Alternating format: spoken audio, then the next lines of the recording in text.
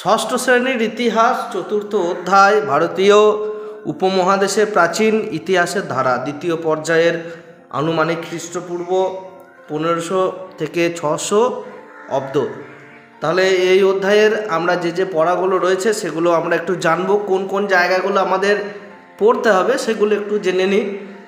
আর একটু আমি তোদেরকে বুঝিয়ে দিচ্ছি। বেশ, এই যে মাদার বা মাতৃ, এই শব্দটা কোথা থেকে এসছে? পিতৃ, মাতৃ, ভাতৃ। এই যে সংস্কৃত মাত বা মাতৃ, ইংরেজিতে মাদার, লাটিনে মাতার। পিতৃ বা ভাতৃ শব্দগুলো এমনই মিল রয়েছে বেশ কিছু ভাষার শব্দের সঙ্গে। বেশ, এবারে এই যে ইন্দো ইউরোপীয় যে ভাষা পরিবার, ইন্দো মানে হচ্ছে ভারতীয়, ইন্ডিয়া, ইন্দো, আর ইউরোপীয় আমরা জানি ইউরোপ, ফ্রান্স, তারপরে আমাদের এইদিকে জার্মানি, এগুলো স্পেন, এইগুলো হচ্ছে সব ইউরোপীয়। তারপর ব্রিটেন, এই সমস্ত দেশ, আরও দেশ রয়েছে, সেগুলো কিন্তু ইউরোপীয় দেশগুলো। তা এর মধ্যে ভারতীয় শব্দের সঙ্গে বা ভারতীয় কালচারের সঙ্গে আমাদের কিন্তু ইউরোপীয় কালচারের একটা কিন্তু মেলবন্ধন আমরা কিন্তু পাবো এখানটাতে। বেশ, তাহলে উচ্চারণ বা অর্থের মিল কিন্তু এমনটা হয় না। মানুষের পরিবারের মতো ভাষারও পরিবার আছে। মানুষ যেরকম একটা পরিবারের মধ্যে থাকে, সেরকম ভাষারও একটা পরিবার আছে। এই ভাষাগুলো একটা পরিবার থেকে আসে, একই রকম ভাষাগুলো। সেরকম ইন্দো ইউরোপীয় একটা ভাষা আছে, পরিবার আছে, ইন্দো ইউরোপীয়। ইন্দো ইরানীয় আছে, ইরানের ভাষা ওইগুলোর সাথে, ঠিক আছে। ইন্দো চীনীয় আছে, মানে চীনের ওই দিক থেকে। যেমন এই যে ইন্দো চীনী একটা ভাষা, চা, চা কিন্তু চীনা শব্দ, চা কিন্তু চীনা শব্দ। চিনি চীনা শব্দ, চিনি খাই না আমরা, চা পান করি, এগুলো সব চীনের শব্দ, চীনা শব্দ। এরকম অনেক অনেক শব্দ আছে যেগুলো আমরা চীন থেকে পেয়েছি, এই কিন্তু ইন্ডিয়ায় ব্যবহার হচ্ছে।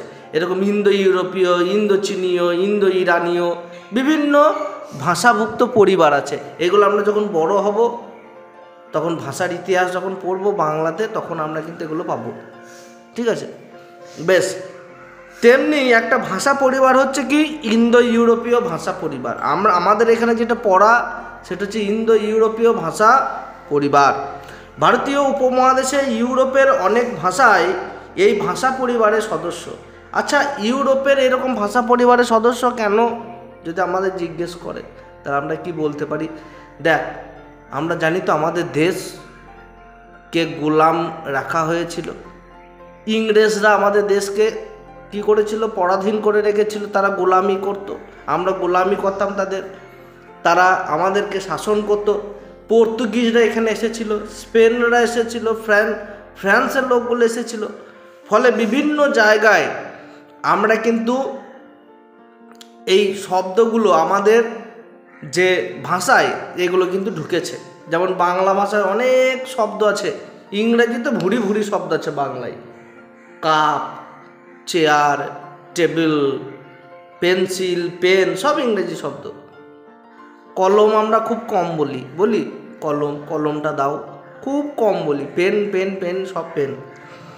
তা সেই রকমই শব্দের ব্যবহার থেকে মনে হয় যে কি এই যে ইন্দো ইউরোপীয় ভাষা পরিবার বলা হচ্ছে, তাই এই ভাষা ব্যবহারকারীরা থাকতো কোথায়? এই ইন্দো ইউরোপীয় যে ভাষা পরিবারের মানুষজনরা ভাষা ব্যবহার করতো, তারা কোথায় থাকতো? এটা বড় একটা প্রশ্ন। এই ইন্দো ইউরোপে এই যে একটা ছবি পাচ্ছি, তাই তারা থাকতো কোথায়? এখানে বলে দেওয়া হয়েছে কোথায় থাকতো। শব্দের ব্যবহার থেকে মনে হয় যে তারা তৃণভূমি অঞ্চলের মানুষ ছিল। কোন অঞ্চলের? তৃণভূমি, মানে যেখানে ঘাস আর ঘাস, যেখানে ঘাস আর ঘাস শুধু, সে তৃণভূমি অঞ্চলে মানুষ ছিল। কৃষিকাজের সঙ্গে যুক্ত শব্দ বিশেষ ব্যবহার হয়নি। এই তৃণভূমি অঞ্চলে কৃষিকাজ কিন্তু হয় না, শুধু ঘাস, বড় বড় ঘাস।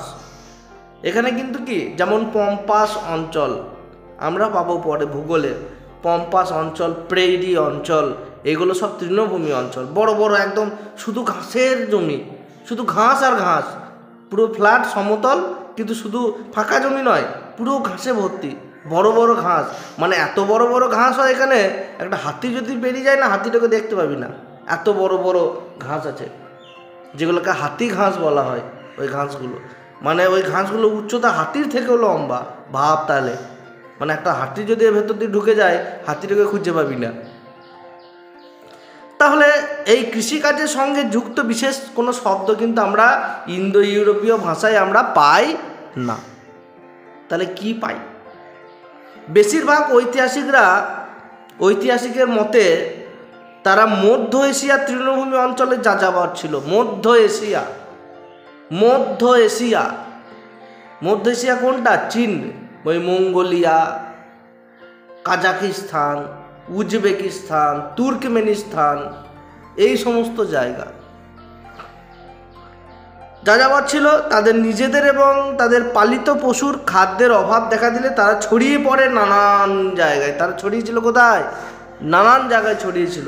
খাবার তো চাই বাবা, খাবারে একটা জায়গায় তৃণভূমি অঞ্চল কি আছে? ওই পশুপালন করতো, প্রচুর ঘাস, যেহেতু যে পশুগুলো হতো সব ঘাস চড়ে পেট ভরাতো। এইবারে কি হচ্ছে, একটা সময় পর তো সব কিছু শেষ হয়ে যায়। কিছু তো আমাদের ইন্ডাস্ট্রি করতে হবে, কিছু তো শিল্প করতে হবে, কিছু তো কৃষিকাজ করতে হবে। পশুরা না হয় খেয়ে বাঁচবে, কদিনকে পশুকে খেয়ে আমরা বাঁচবো? বেশি দিন নয়। মানুষ কি শুধু মাংস খায় নাকি? মাংস খেয়ে বেঁচে থাকে নাকি? না, তার বাড়তি অনেক শাক সবজি আছে, ফলমূল আছে, এইগুলো তো দরকার। তাহলে এইগুলোর জন্য কৃষিকাজের প্রয়োজন। সেই কৃষিকাজ করার জন্য তারা বিভিন্ন দেশে মাইগ্রেট হতে শুরু করলো, তারা বিভিন্ন দেশে চলে যেতে শুরু করলো, তাই তো।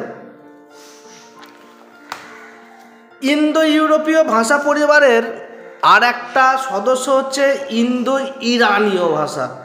মানে এই ইরানের ভাষা আর ভারতীয় এই ভাষা কিন্তু অনেকটাই এক। ওই ভাষা মানুষের মুখে ধীরে ধীরে বদলে ভারতীয় উপমহাদেশের বিভিন্ন ভাষায় পরিণত হয়েছে।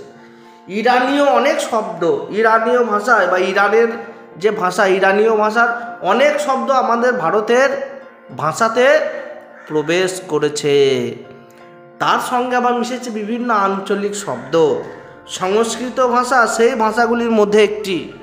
তাহলে সংস্কৃত ভাষা আমরা জানি যে ভাষা সংস্কৃতির মধ্যে দিয়ে এসেছে, যে ভাষা পরিশুদ্ধ হয়ে এসেছে। এবারে পুরো ইরানের ভাষা আমরা গ্রহণ করি নাই,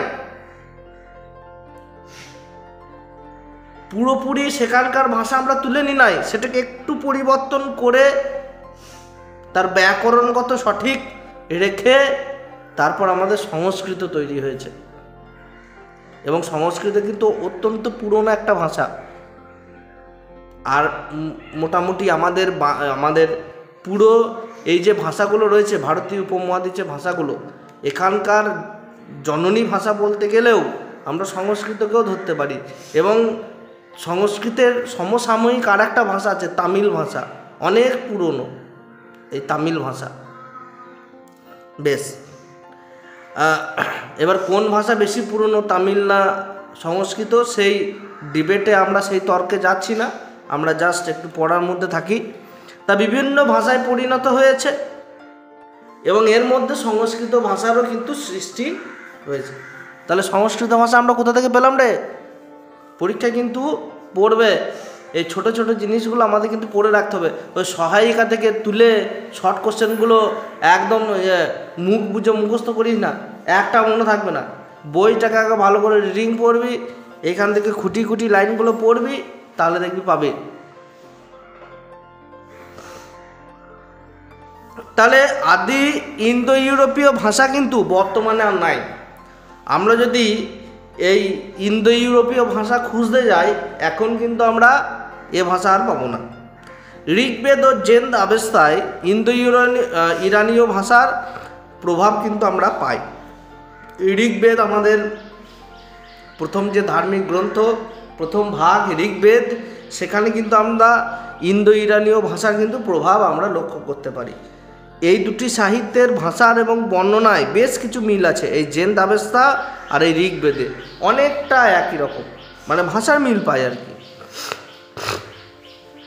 এর থেকে ইন্দো ইরানীয় ভাষার অস্তিত্ব কিন্তু জানা যায়। আমি কিন্তু বইয়ের লাইন খুঁটিয়ে খুঁটিয়ে বলছি, যেন এখান থেকে আমরা শর্ট কোশ্চেন বার করতে পারি, ঠিক আছে। এর থেকে ইন্দো ইরানীয় ভাষার অস্তিত্ব জানা যায়, তবে মিলের পাশাপাশি ওই দুটি রচনায় বেশ কিছু অমিলও কিন্তু দেখা যায়। সব যে মিল আছে জেন তাবেস্তা আর এই ঋগ্বেদে তা কিন্তু নয়। যেমন ঋগ্বেদে যারা দেব তারা সম্মানিত ব্যক্তি, ঋগ্বেদে যাদেরকে দেব বলা হয়, দেব দেবী বলি না আমরা, তাহলে দেব কাদেরকে বলা হয়? যাদের ঐশ্বরিক শক্তি আছে, ঈশ্বর, তাদেরকে দেব বলি, দেবতা বলি না, দেব দেবী, তারা কিন্তু সম্মানিত ব্যক্তি। কিন্তু আবেস্তায় যারা দয়েব, দেখ দয়েব জেন তাবেস্তায় দয়েব বলে, যেটা আমরা ঋগ্বেদে দেব পাই সেটা জেন তাবেস্তায় দয়েব বলে, মানে দেব, তাদের আবার ঘৃণা করা হতো। জেন তাবেস্তায় এই দেবদের ঘৃণা করা হতো, মানে দেবতারা ভালো নয়, দেবতারা ভালো নয়। আবার আবেস্তার শ্রেষ্ঠ দেবতা হচ্ছে অহুর, অথচ বৈদিক সাহিত্যের অসুর বা অহুর খারাপ বলে পরিচিত। তার মানে একটা জিনিস আমরা বুঝি, এই জেন আবেস্তা যারা অসুর তারা ঋগ্বেদে হয়ে গেল দেবতা, খারাপ হয়ে গেল। জেন আবেস্তায় যারা ভালো তারা আমাদের ঋগ্বেদে হিন্দু ধর্মের সেটা হয়ে গেল অসুর। তাহলে জেন আবেস্তায় যারা অসুর তারা কি হয়ে গেল? আমাদের দেবতা হয়ে গেল। আর আমাদের যারা দেবতা জেন আবেস্তায় সেগুলো অসুর। লে কি করবি কর, ব্যাপারে বুঝলি? মানে জেন আবেস্তায় যাদেরকে অসুর বলা হতো, খারাপ বলা হতো, আমাদের ঋগ্বেদে তাদেরকেই দেবতা বলা হতো। এরকমভাবে চলতো।